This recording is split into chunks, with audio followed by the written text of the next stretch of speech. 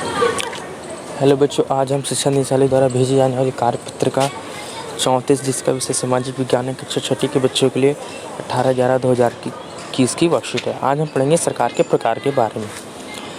जैसा कि आपने पिछली वर्कशीट में पढ़ा था कि किसी भी देश में सभी लोगों के एक साथ मिलकर रह सकेंगे, इसके लिए भी नियम बनाने होते हैं। इन नियमों को ही देश का कानून कहा जाता है, जो अलग अलग देशों में अलग अलग तरीके से बनाए जाते हैं। किसी भी देश में कानून बनाने तथा पालन करवाने की जिम्मेदारी कार्य सरकार की जिम्मेदारी होती है।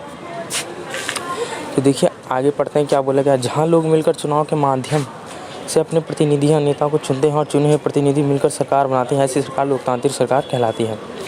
चुनी हुई सरकार एक निश्चित समय के लिए लोगों के लिए काम करती है। सरकार के लिए किए हुए कार्य के विषय में लोग जानकारी ले सकते हैं तथा प्रश्नों कर सकते हैं तथा इन कार्यों को करने के लिए सरकार के पास कुछ अधिकार शक्तियाँ रूप में होते हैं। देश के लोग के बीच समन्वय बनाने सरकार नियम बनाती है जो लिखित रूप में होते हैं। ये कानून सभी लोगों के बीच समान रूप से लागू होते हैं। जिस देश की सरकार चुनाव लोगों द्वारा मिलकर नहीं होता, सरकार के रूप में सभी निर्णय लेने का अधिकार केवल एक ही व्यक्ति, जिसे राजा रानी कहा जाता है, पास होते हैं।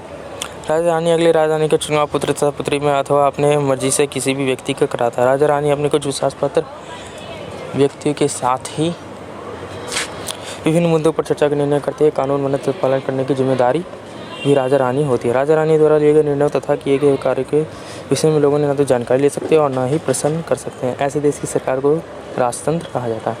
आइए हम इसके प्रश्न उत्तर को करते हैं। प्रश्न उत्तर करने से पहले चैनल पर नए तो चैनल को प्लीज़ सब्सक्राइब कर लीजिएगा, नोटिफिकेशन को ऑन कर लीजिएगा।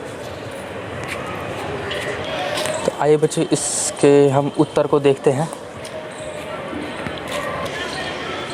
तो यहाँ पे बोला गया है, मैं अपने देश के लिए लोकतांत्रिक सरकार पसंद करूँगा क्योंकि पहला पॉइंट जिसमें बोला कि इसमें जनता अपनी पसंद से अपने शासकों का चुनाव करती है।